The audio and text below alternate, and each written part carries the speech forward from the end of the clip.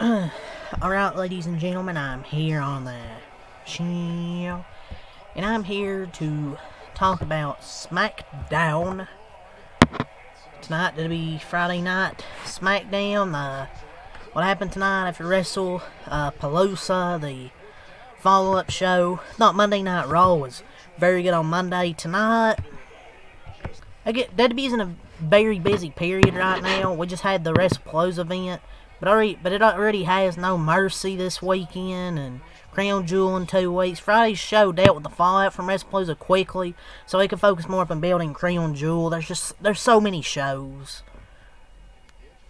But it also included the usual 4 matches we're used to on SmackDown. The 2 tag matches both fell a bit short. But the U.S. title bout between Sami Zayn and Javon Evans was worth the price of admission. I felt this really has been carrying the show. This open challenge Sami Zayn's doing with the United States Championship. Remember, John Cena used to do that back in 2015. He had the U.S. Open Challenge, and Sami Zayn, they got to keep doing this, man. It's all for something for him to do, and it's to defend the mid-card titles, because the other mid-card titles are rarely defended. It's a mid-card title; they should be defended. So this open challenge thing is really carrying the show for me. Great match with Javon Evans, and the main event helped showcase, I guess these are really the 3 top women on the Blue brand, but the botched ending completely killed it. I'm sure WWE fans will cope with that one, but SmackDown's just lackluster, man, compared to Monday Night Raw. Even Monday Night Raw, when it feels mid, it's just completely better than SmackDown. So this was just lackluster and predictable SmackDown, but it's worth going out of your way to see the U.S. title match. If there was anything I would watch here, that's it, really. But yeah, let's go over the show of what happened. But yeah, it was an ugly match, but at least Tiffany Stratton won. She's facing Stephanie at Crown Jewel. Fine. I want that match anyways. And Tiffany winning was the right winner. Right winner. That closing sequence, though, that was really ugly. Referees really need to just count to fucking 3 and call the goddamn match there. And a ref communicating the finish so obviously for us to see is worse. And I don't know, like the botched ending was, I don't know, Jade didn't kick out, or Nia didn't kick out, I don't know. I guess she was trying to end the match a bit early so they could see Jade's cut, but these refs just need to count to 3, dude. Fuck, man. I guess either Nia was supposed to kick out or Tiffany wasn't supposed to pin Nia. No clue what even, happened. That was just a mess. A mess at the end, specifically. But yeah, that happened. But yeah, overall, just, I don't know, dude, with SmackDown. Like, it just sucks. But we start with Paul Heyman, Cody Rhodes. Cody Rhodes, they start off the show. So, Paul Heyman, waiting in the ring to speak, he mocked Rhodes by asking what the crowd wanted to talk about, which led to a chant to the OTC. Since it was announced prior to the show that Cody would be kicking things off, wasn't surprising to see him come out to interrupt the Oracle. Surprisingly, he asked about Brock Lesnar before mentioning Seth Rollins. Braun Breaker and Bronson Reed showed up, joined them in the ring. Rhodes told them that he grew up around bookers and wanted them to keep an eye on Heyman because his loyalty is for sale. Rhodes ended up throwing the first punch to get ahead of the fight and held his own for a minute, but the Browns got the better of him. Randy's music hits, comes out to make the save. Viper hit Reed with an RKO, while Rhodes sent Breaker to the top rope with a clothesline. This is a pretty standard segment that was designed to lead into a tag match. At some point, nothing groundbreaking happened, but it was fine for what it was. They sold the injury to Corey Graves at the hands of Brock Lesnar by having Booker T fill in for him on commentary. Now, Heyman did a good job of deflecting the chants they were chanting for Roman. It took Rhodes almost 3 minutes to say anything. From the moment his music hit, he took his sweet time getting to the ring and soaking the crowd's response. It was kind of funny how Heyman has more nicknames than most pro wrestlers. He has fucking so many nicknames. And he mentions something about, the rumors or something of Brock Lesnar. I feel like people are maybe I'm taking that a bit out of context. I don't think it's about the lawsuit. I think it's of him joining the Vision. But I don't know if I would have. But even if he's not talking about that, I don't know if I would have said the rumors or something of Brock Lesnar. I don't know if I would even bother said that. I don't think he was talking about, they're making fun of the lawsuit, but dude, like, why are you even saying this? You could have just said, the rumor or something like, there's the rumors of Brock Lesnar joining the Vision. Just say that. But yeah, it was fine for what it was. Street Profits versus Mellow Don't Miz. So the same teams that fought a number 1 contenders match for the tag titles on August 29th went to battle again this week. Fell a bit short. The Profits defeated Mellow Don't Miz. Dawkins and Ford, they give a quick interview backstage and said they were fine despite some recent tension with the group. Or is Montez Ford going to turn heel?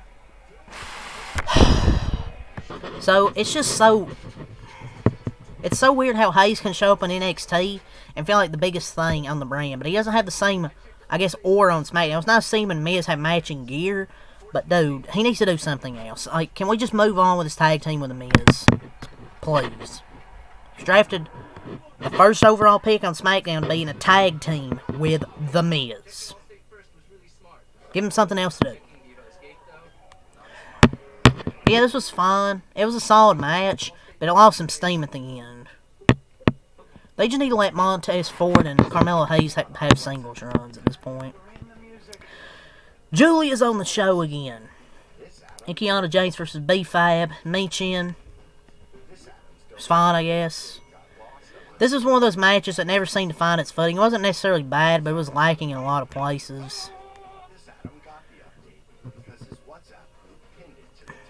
The disparity in skill between Michin, Mia and B-Fab is so noticeable. B-Fab has improved, but not the pace she should be for a main roster talent.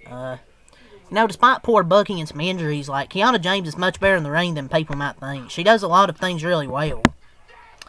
It's just poor booking, and she's had injuries and poor booking. I don't think she should be a assistant manager or whatever. Just have her be a singles person. I don't think Julia needs a manager.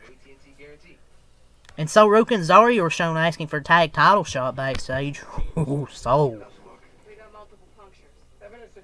Anyways. What else happened? Sami Zayn versus Javon Evans. This was a great match here between Sami Zayn and Javon Evans. Javon Evans is a damn good wrestler. I've seen him wrestle on NXT. Great showcase.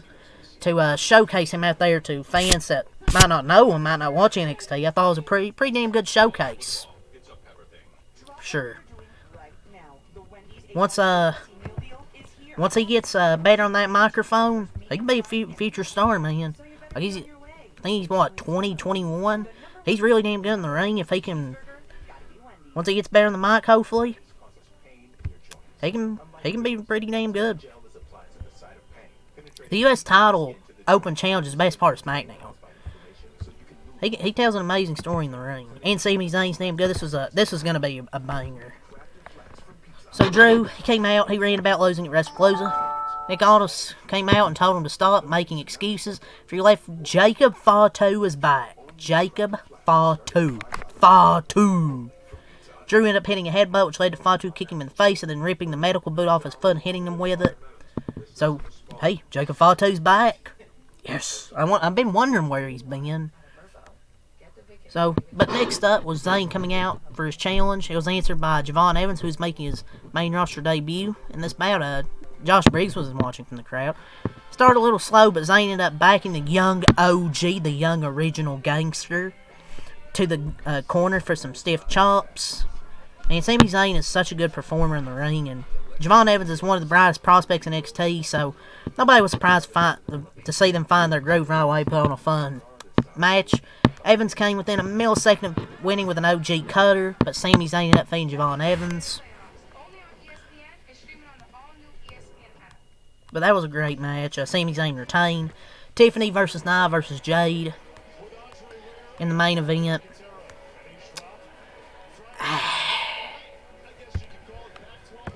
So this match, even then, before the... So this week's main event was the triple threat match. This was a rematch from Clash in Paris, so both challengers were hoping for a different outcome. The entrances and introductions took up so much time that the show went into a break about a minute into the match. All three women got in some good offense during the second segment, but again, they felt like they were cut short by another commercial. Jax ended up being slammed into the steel steps by Jade, but she rolled back into the ring after only a few moments. That was when things went horribly wrong. Tiffany was late to break up a pin by Jade, so Jax covered for it by kicking out.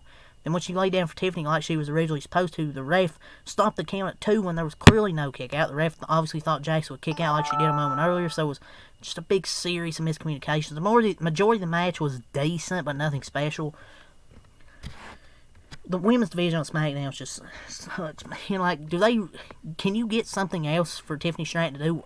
We've already seen her face Nia Jax, Jade Cargill, and to do it in a triple threat. I mean, it's really the same match, except it's just a triple threat this time. So, yeah, dude, it's always kind of just weird how they just want to do the same match over and over. Aleister Black took out Damian Priest of the Black Mass Kick backstage. But yeah, this was not really that good. But SmackDown, I'll give it a 4 out of 10. Actually, man, you know what? I'll give it a 3.5. It just, besides the U.S. title match, just was not really that good. So yeah, I'll say leave a like, subscribe for more. Peace.